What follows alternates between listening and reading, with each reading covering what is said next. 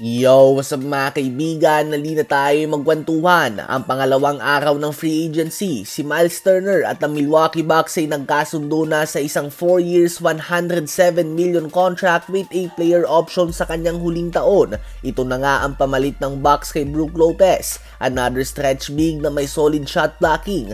Naging malaking parte nga siya ng finals run ng Pacers mga kaibigan. At nagawa nga ng Bucks na magkaroon ng ganitong cap space dahil si Damian Lillard ay binave na nila ito at kahit na may 113 million pa ito natitira sa sahod niya at in-stretch nga ng Bucks ang kanyang contract. Ibig sabihin sa next 5 years ay sasahuran pa din siya ng Bucks ng 22.5 million per year kahit na hindi na ito naglalaro para sa kanila. Si Damian Lillard ngayon ay nasa free agency na at most likely ay out sa buong season at magpapagaling ito sa kanyang Achilles injury. Subalit pagkakataon na nga ito ng mga team na makuha si Damian Lillard sa murang presyo. Ang kapalit lang nito ay 1 taon siya na hindi maglalaro at hindi mo din alam kung gaano pa ba siya kagaling as a 35-year-old coming off a devastating Achilles injury. Si Lillard ngayon ay pwede mag-take time na magpapagaling sa injury nang may sahod pa din siya na mataas. Ganun pa man ay may malaking problema nga ang Bucks ngayon dahil ginawa nilang galaw na ito with the hopes of contending with Giannis.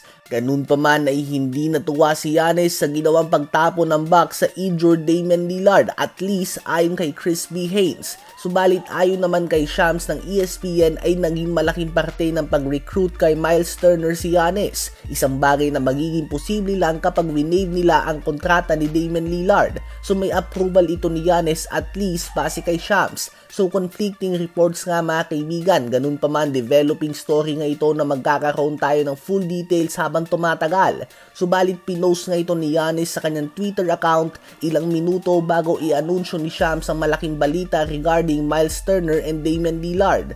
Si Gary Harris ay patungo na din mga kaibigan sa Milwaukee Bucks sa isang 2-year deal at trinade naman nila si Pat Connaughton at 2 second round pick para sa Serbian point guard Vasilij Micic ng Charlotte Hornets. May trade din na naganap mga kaibigan bukod dyan, kung kahapon nga ay trinade ng Denver Nuggets si Michael Porter Jr. kapalit si Cam Johnson, ngayon naman ay trinade ng Nuggets si Dario Saric sa Sacramento Kings kapalit si Jonas Valanciunas, isang starting caliber center na magsisilbi bilang backup center para sa 3-time MVP Nikola Jokic.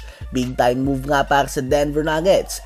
Kung kahapon din ay nakuha nila si Bruce Brown sa free agency, ngayon naman ay dinagdag nila ang sharpshooter Tim Hardaway Jr. sa isang 1-year deal.